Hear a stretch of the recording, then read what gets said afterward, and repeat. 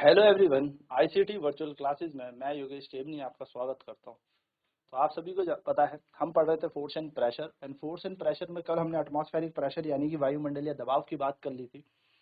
And जहां हमने वायुमंडलीय दबाव की बात कर ली थी वहीं पर ये हमारा चैप्टर भी खत्म हो जाता है। तो अब हम जल्दी से रिकॉल कर लेते हैं वो कुछ मेन बिंदु जो हमने इस चैप्टर में पढ़े हैं। ठीक है। सो जैसा कि आपको पता है व्हाट यू हैव लर्न, यानी कि आपने इस चैप्टर में क्या पढ़ा। Force could be a push or पुल। जो बल होता है वो या तो किसी चीज को धकेलना हो सकता है या किसी चीज को खींचना हो सकता है, यानी कि पुश हो सकता है और पुल हो सकता है। फोर्स को हम पुश और पुल दोनों चीजों से दर्शा सकते हैं। यानी कि अब अगर आप किसी चीज को धकेलोगे तो वो भी बल है और किसी चीज को खींचोगे तो वो भी बल है। यानी कि बल जो है वो पुश और पुल है। ठीक है। किसी चीज को खींचना और धकेलना हमारा क्या कहलाता है? बल कहलाता है। याद रखिए, छोटी छोटी बातें हैं, बस ध्यान में रखने वाली बातें हैं। ठीक है। तो force could be a push और अ पुल, यानी कि बल जो है वो एक धकेलना भी हो सकता है और किसी वस्तु को खींचना भी हो सकता है। ये दो चीजें बल। A force arise due to the interaction between two object. देखिए, अगर बल आपको लगाना है तो दो वस्तुएं आपस में इंटरेक्ट होनी चाहिए। यानी कि पहली बात तो ये ध्यान में रखिएगा कि दो वस्तुएं होनी चाहिए। Two bodies are important. दो वस्तुएं होनी चाहिए तभी बल लगेगा। तो जो बल लगता है वो किसके कारण लगता है? जब दो वस्तुएं आपस में इंटरेक्ट हो, आपस में एक दूसरे के संपर्क में भी हो सकती है, असंपर्क में भी हो सकती है, चलेगा। लेकिन याद रखना, इंटरेक्शन होना चाहिए। इन दोनों का आपस में कोई ना कोई तालमेल होना चाहिए। Force has magnitude as well as direction, यानी कि बल के पास परिमाण भी है और बल के पास क्या है? दिशा भी है। यानी कि हमें यह पता है कि बल 2, 4, 10, 5 न्यूटन का तो हो ही सकता है। साथ ही साथ हम ये भी कह सकते हैं कि बल की दिशा क्या है। जैसे आप अपने सामने बुक रखिए और उस किताब को ऊपर उठाइए तो आप ऊपर ही उठाएंगे, नीचे रखिए तो नीचे रखेंगे, साइड कर दीजिए, इधर कर दीजिए, उधर कर दीजिए। कैसे कर पाओगे? बल लगा के करोगे, ऊपर नीचे दाएं बाएं। तो ऊपर और नीचे दाएं बाएं क्या है? डायरेक्शन है भाई। अप डाउन लेफ्ट राइट, ये सारी चीजें क्या है? दिशा है, डायरेक्शन है। तो बल के पास परिमाण भी है और बल के पास दिशा भी है। नेक्स्ट कह रहा है, a change in the speed of an object or the direction of a motion or both implies a change in its state of motion.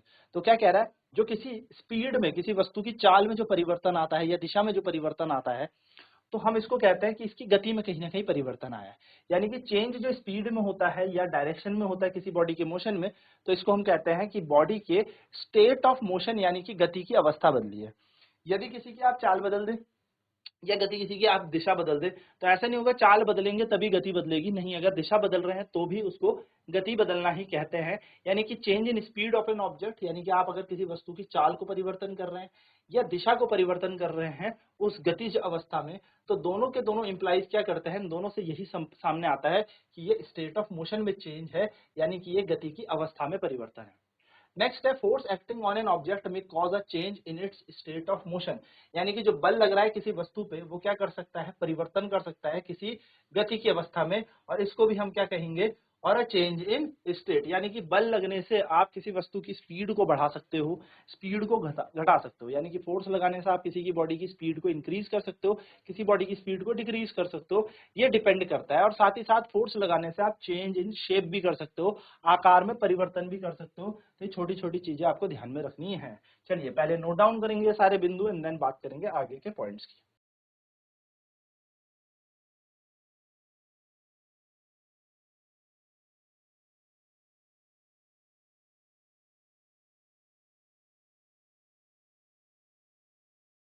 चलिए तो आगे बढ़ते हैं। आगे कह रहा है, force can act on an object with और विदाउट बीइंग इन कांटेक्ट और विद कांटेक्ट। कह सकते हैं कि जो बल है किसी वस्तु पर लग सकता है, अगर वस्तु उसके संपर्क में है तो भी लग सकता है और बिना संपर्क में भी लग सकता है। यानी कि जो बल है अगर हम किसी वस्तु पे लगा रहे हैं तो ऐसा भी लगा सकते हैं कि हमें उन दोनों वस्तुओं को आपस में संपर्क में रखना पड़े, और ऐसे भी बल लग सकता है कि वो दोनों वस्तु आपस में संपर्क में ना रहे। यानी कि बल जो है वो दो प्रकार का है, संपर्क और असंपर्क बल। फोर्स दो टाइप का है, कॉन्टैक्ट फोर्स और non contact force. Contact force वो फोर्स होता है जब दो बॉडी आपस में कांटेक्ट में हो, एक दूसरे से चिपकी हुई हो, या फिर फिजिकल कांटेक्ट में हो, भौतिक अवस्था से एक दूसरे से संपर्क में हो। वहीं पर नॉन कांटेक्ट फोर्स कौन से होते हैं? नॉन कांटेक्ट फोर्स आपके वो फोर्सेज होते हैं जो एक दूसरे पर लगते तो हैं, यानी कि वह बल जो एक दूसरी वस्तुओं पर लगता है पर उन दोनों के बीच में कोई भी संपर्क नहीं होता, उन दोनों के बीच कोई भी फिजिकल कांटेक्ट नहीं होगा, वह दोनों आपस में भौतिक संपर्क में नहीं होंगे। इनको असंपर्क बल कहते हैं। जैसे अगर मैं संपर्क बल की बात करूं जिसमें दोनों की दोनों वस्तुएं चिपकी हुई हैं, दोनों की दोनों कांटेक्ट में है आपस में, उसका उदाहरण होगा सबसे पहले मस्कुलर फोर्स। आप किसी चीज से वस्तु को उठाएं तो मस्कुलर फोर्स, आप इस चीज को रखें तो भी वो मस्कुलर फोर्स है। दूसरा, चल रहे हैं आप, पैदल चल रहे हैं तो फ्रिक्शन, फ्रिक्शन यानी कि घर्षण बल, तो आपका एक बेसिकली कैसा फोर्स है, कॉन्टैक्ट फोर्स है। उसी तरीके से अगर मैं बात करूं आपके टेंशन, जब आप रस्सी को खींचेंगे तो टेंशन एक फोर्स आएगा, तो जो टेंशन फोर्स होता है वो भी क्या होता है, वो भी एक प्रकार का आपका कॉन्टैक्ट फोर्स यानी कि संपर्क बल है। वहीं पर दूसरी तरफ हम बात करें नॉन कांटेक्ट फोर्स की यानी कि असंपर्क बल की, तो नॉन कांटेक्ट फोर्स वो फोर्स है जिसमें दोनों की दोनों फिजिकल कांटेक्ट में नहीं है, एक दूसरे से जुड़ी हुई नहीं है। दूसरी बात, ऐसे कौन से उदाहरण हैं, तो सबसे पहला उदाहरण आपको देखने को मिलेगा गुरुत्वाकर्षण बल, यानी कि जैसे मैं मार्कर को छोड़ रहा हूं तो अर्थ क्या कर रही है, इसे अपनी तरफ आकर्षण कर रही है, बिना किसी संपर्क के पृथ्वी इसको अपनी ओर खींच रही है। ये कैसा बल है, तो गुरुत्वाकर्षण बल यानी कि gravitational force is an example of non contact force. गुरुत्वाकर्षण बल एक असंपर्क बल का उदाहरण है। वहीं पर बात करें हम इलेक्ट्रोस्टैटिक फोर्स की यानी कि वैद्युत स्थितिकी बल की, तो वैद्युत स्थितिकी बल में क्या है, दो आवेश हैं, आप लोगों ने बचपन में पढ़ा भी होगा, अगर प्लस प्लस आवेश हैं, दोनों धनात्मक आवेश हैं, तो एक दूसरे को क्या करेंगे, प्रतिकाशित करेंगे, यानी कि अगर पॉजिटिव पॉजिटिव चार्ज है तो एक दूसरे को रेपल करेंगे, वहीं पर पॉजिटिव और निगेटिव चार्ज है एक दूसरे को अट्रैक्ट करेंगे। आपने पढ़ा भी होगा ना, धनात्मक और ऋणात्मक आवेश है तो वो एक दूसरे को आकर्षित करते हैं, यानी कि like charges REPL each other, unlike charges attract each other, है ना। समान आवेश क्या करते हैं, एक दूसरे से प्रतिकर्षण करते हैं, जबकि असमान आवेश एक दूसरे को आकर्षण करते हैं। तो यहाँ पर जो आकर्षण है और रिपल्शन है यानी कि प्रतिकर्षण है, यानी कि अट्रैक्शन और रिपल्शन, आकर्षण और प्रतिकर्षण, ये किस प्रकार का उदाहरण है, ये एक नॉन कांटेक्ट फोर्स का उदाहरण है। इस पे भी तो ये दोनों के दोनों संपर्क में नहीं है, फिर भी दूर दूर जा रहे हैं, अभी भी संपर्क में नहीं है, फिर भी पास पास कैसे आ जा रहे हैं, क्योंकि इनके बीच एक फोर्स लग रहा है जो कि इलेक्ट्रोस्टैटिक फोर्स है, यानी कि वैद्युत स्थितिकी बल भी एक प्रकार का असंपर्क बल है, यानी कि इलेक्ट्रोस्टैटिक फोर्स एक प्रकार का क्या है, नॉन कांटेक्ट फोर्स है। वहीं पर दूसरी तरफ देखा जाए मैग्नेटिक फील्ड, मैग्नेटिक फोर्स आपने देखा है, चुंबकीय बल, तो चुंबक में नॉर्थ और नॉर्थ भी आपस में रेपल करते हैं, यानी कि नॉर्थ उत्तरी ध्रुव आपस में क्या करेगा, प्रतिकर्षित करेगा, वहीं उत्तरी और दक्षिणी ध्रुव आपस में क्या करेंगे, आकर्षण करेंगे, यानी कि नॉर्थ और north REPL each other, south and south REPL each other, but north and south attract each other. तो हम यहाँ पर भी कहते हैं मैग्नेट के केस में कि like poles repel each other and unlike poles attract each other, ये हम लोगों ने देखा है ना, कि समान ध्रुव आपस में क्या करते हैं, प्रतिकर्षण करते हैं, वहीं पर असमान ध्रुव एक दूसरे को अपनी तरफ खींचते हैं, आकर्षण करते हैं। तो यहाँ पर भी कोई संपर्क की आवश्यकता नहीं है, एक चुंबक इतनी दूर, दूसरा इतनी दूर, और ये दूसरे को एक दूसरे को खींच रहे हैं, चुंबक इतनी इतनी दूर और एक दूसरे को धक्का दे रहे हैं, यानी कि बीच में तो इनके कुछ भी नहीं है, हवा है, वायु तो है इनके बीच में, फिर भी ये बल लग रहा है, यानी कि एक ऐसा बल जिसमें दो वस्तुएं भौतिक रूप से संपर्क में ना हो, उस बल को हम असंपर्क बल कहेंगे। तो यहाँ पर हम यही कह रहे हैं कि जो फोर्स है वो किसी वस्तु के साथ ऐसा हो सकता है कि चिपके हुए हो, यानी कि कांटेक्ट में हो तो लगे, और ऐसा भी हो सकता है कि बिना कांटेक्ट के भी लग सकता है। नेक्स्ट क्या है, force acting per unit area is called pressure, यानी कि एकांक क्षेत्रफल पर लगने वाला बल क्या कहलाता है, दबाव कहलाता है। तो फोर्स यूनिट पर एक्टिंग एरिया यानी कि बल बटा क्षेत्रफल, इसकी इकाई की बात करें तो ये बन जाएगी न्यूटन पर मीटर का स्क्वायर, जिसको हम पास्कल कहते हैं, क्या कहते हैं, पास्कल कहते हैं। अच्छा दोस्तों ध्यान से मेरी बात सुने, पास्कल जो होता है पी ए से दर्शाया जाता है, तो पास्कल किसकी इकाई है, दबाव की इकाई है, प्रेशर की इकाई है।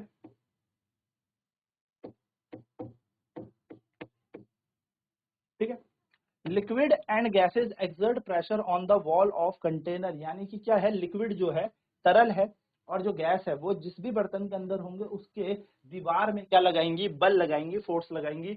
तो प्रेशर ये भी लगाती है, यानी कि लिक्विड और गैसेज भी आपस में प्रेशर लगाती है, एक दूसरे पे क्या लगाती है, बल लगाती है। वहीं पे the pressure exerted by air around us is known as atmospheric pressure, और जो भी हमारे आसपास वायुमंडल में हवा है, वायु है, ये वायु जो हम पर प्रेशर लगा रही है, हम पर जो दबाव लगा रही है, इसको हम कहते हैं एटमॉस्फेरिक प्रेशर, यानी कि वायुमंडलीय दबाव। तो फटाफट से ये सारे पॉइंट डाउन नोट करेंगे अलॉन्ग विद दिस, फिर बढ़ेंगे हम आगे की तरफ।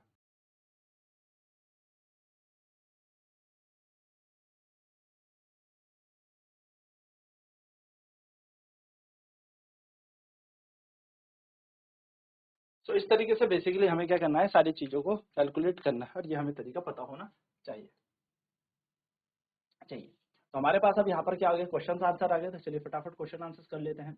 Give two example each of situation in which you push or pull to change the state of motion, यानी ये कह रहा है कि ऐसे दो उदाहरण बताएं जिससे कि आप क्या करते हैं, वस्तु को धक्का देते हैं या खींचते हैं, जिससे कि आप किसी वस्तु की गति अवस्था को चेंज कर ले। तो मैं पुश का एग्जाम्पल, पुश के ऊपर, यानी कि पुश का मतलब होता है धक्का देना, पुल का मतलब होता है खींचना, तो धक्का देने के ऊपर मैं उसी का एग्जाम्पल लिख देता हूँ। हम कह सकते हैं पुशिंग अ डोर यानी कि क्लोजिंग अ डोर, क्लोजिंग अ डोर, दरवाजा बंद करना। तो जब हम दरवाजा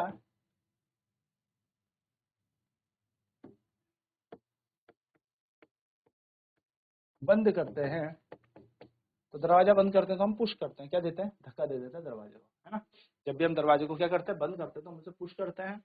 दूसरी चीज क्या हो सकती है, कोई गाड़ी रुकी हुई है और हम क्या करें, उसे धक्का दें, तो हम कह सकते हैं pushing a car at rest, यानी कि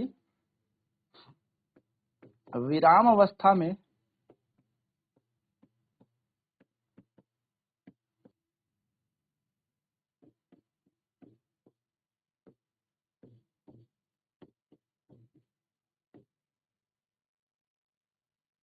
ये हमारा क्या है, ये हमारा एक एग्जाम्पल हो गया किसका, पुश के हमारे दो एग्जाम्पल हो गए, पुश यानी कि धक्का देने के दो उदाहरण, ठीक है। इसी प्रकार से हमें यहाँ पर क्या बोला है, दूसरा पुलिंग की बात की है। पुल मतलब किसी चीज को खींचना, है ना, खींचने की बात की। तो पुलिंग में हम क्या कर सकते हैं, पुलिंग में हमारे पास बहुत सारे उदाहरण है, तो चलिए फटाफट से दो उदाहरण हम यहाँ पे भी लिख देते हैं। पुलिंग का पहला उदाहरण यानी कि किसी चीज को पुल करना, खींचना, तो खींचने का पहला उदाहरण तो यही हो गया, opening a door, opening a door, पहला उदाहरण तो हमारा यही हो गया, ओपनिंग अ डोर, दरवाजा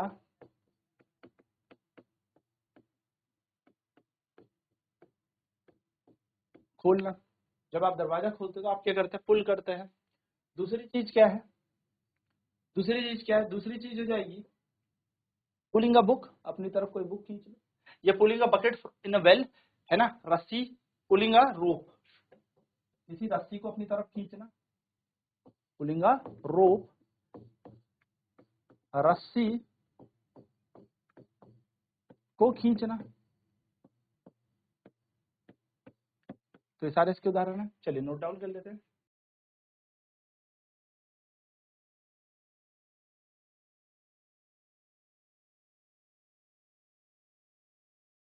नेक्स्ट क्वेश्चन क्या कह रहा है, नेक्स्ट क्वेश्चन कह रहा है गिव टू एग्जाम्पल, दो उदाहरण दो, यानी कि हमें सिर्फ क्या करना है, दो उदाहरण ऐसे देने of situation in which applied force causes a change in the shape of body. दो उदाहरण देने आपको कि फोर्स लगाने पर किसी वस्तु की आकार, शेप में परिवर्तन आ जाए। तो सबसे पहले तो क्या हो सकता है, जब आप क्या करेंगे, आप एक रबड़ को खींच लो तो उसकी शेप बदल गई, यानी कि स्ट्रेचिंग अ रबड़ बैंड, स्ट्रेचिंग अ रबर बैंड, रबड़ के बैंड को खींचना, शेप बदल देता है, आकार बदल देता है, बिल्कुल। और दूसरा क्या हो सकता है, दूसरा हो सकता है स्क्वीजिंग अ बॉटल, स्क्वीजिंग अ बॉटल, बोतल को पिचकाना,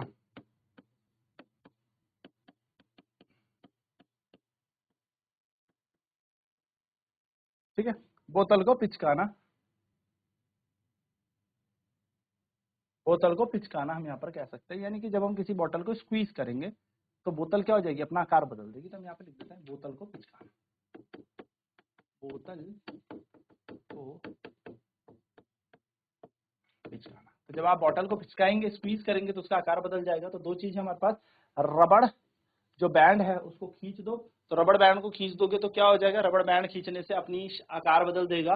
वहीं पर किसी बोतल को आप पिचका दो, तो जब आप इसको क्रम्बल कर दोगे, पूरा पिचका दोगे, तो वो क्या हो जाएगा, बेसिकली स्क्वीज कर दोगे तो उसका आकार तब भी बदल जाएगा। नोट करेंगे फटाफट से।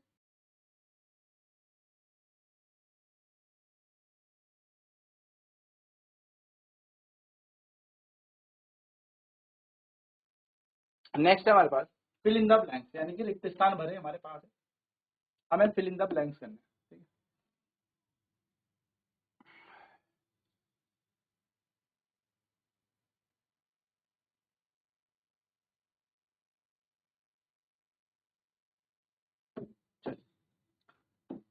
Fill in the blanks in the given following state, to draw water from a well we have to, हमें क्या करना पड़ेगा, जब हमें एक पानी निकालना है, नल कुएं से पानी निकालना है, draw water from a well we have to क्या करना पड़ेगा, एट द रोप, हमें क्या करना पड़ेगा, रोप को खींचना पड़ेगा, यानी कि पुल, तो यानी कि वी हैव टू पुल, है ना, तो पुल करना पड़ेगा, यानी कि we have to apply the force at the rope, हमें क्या करना पड़ेगा, फोर्स लगाना पड़ेगा।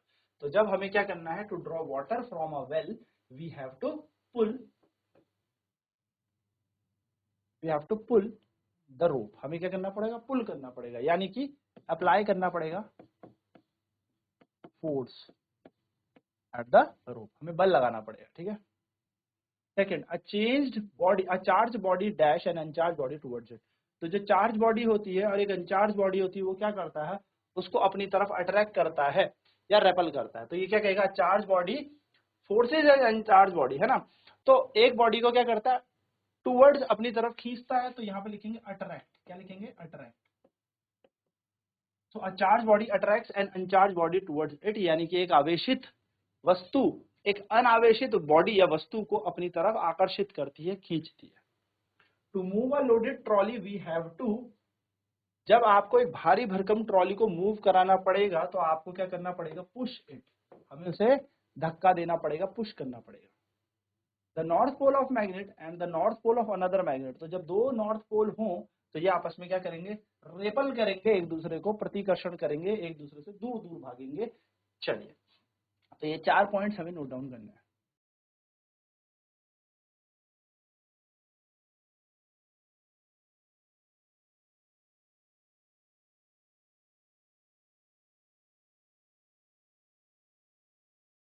तो ये पॉइंट्स आपको याद रखना है, छोटी छोटी चीजें। देखो, an archer stretches her bow while taking aim at the target. She then releases the arrow which begins to move towards the target. Based on this information, filling up the gaps in the following statement using the following terms.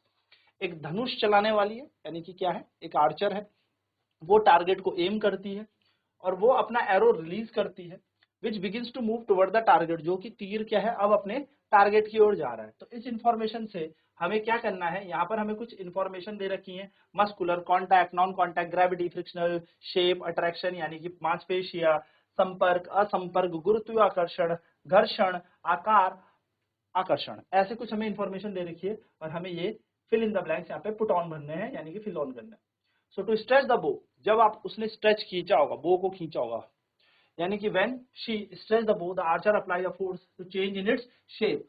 तो जब क्या होगा, Archer ने धनुष बाण को खींचा होगा तो उसने खींच के क्या होगा, धनुष जो बेसिकली रस्सी होती है उसकी शेप, आकार बदल के होगा। The force applied by the archer to stretch the bow is an example of, तो जो आर्चर ने यानी कि चलाने वाली ने, तीर चलाने वाली ने जो बल लगाया होगा, फोर्स लगाया, वो कौन सा फोर्स है, तो वो मस्कुलर फोर्स है, मस्कुलर मांसपेशिया बल लगाया होगा। नेक्स्ट है हमारे पास, the type of force responsible for a change in the state of motion of an arrow is an example of, ऐसा कौन सा फोर्स है जिसके कारण क्या हुआ, इस एरो के स्टेट ऑफ मोशन में चेंज आ गया। देखो, the type of force responsible for the change in the state of motion of arrow is an example of, तो किसी ने यहाँ पर क्या किया, स्टेट ऑफ मोशन को चेंज किया। तो भैया यहाँ पर किस तरीके का उदाहरण है, कॉन्टैक्ट फोर्स का उदाहरण है। जब आप कॉन्टैक्ट फोर्स, संपर्क बल लगाएंगे तभी तो जाके क्या करेगा, ये आगे की तरफ मूव करेगा। While the arrow moved toward the target, जब एरो टारगेट की तरफ जा रहा था, the force acting on it are, तो उस पे कौन कौन से बल लग रहे थे, तो उस पे लग रहा होगा ग्रेविटी, क्योंकि पृथ्वी उसको नीचे की तरफ खींच रही थी, है ना, और and that due to the air, air के कारण इस पे क्या लग रहा था, फ्रिक्शन। आपने भी देखा होगा जब आप कोई चीज फेंकेंगे या प्लास्टिक की कोई हल्की सी बॉल फेंकेंगे तो हल्की सी उड़ जाती है, क्यों, क्योंकि हवा क्या लगाती है, घर्षण बल लगाती है। तो ये छोटी छोटी चीजें आपने यहाँ पर देखी। तो चलिए इन पॉइंट्स को नोट डाउन कर लेते हैं।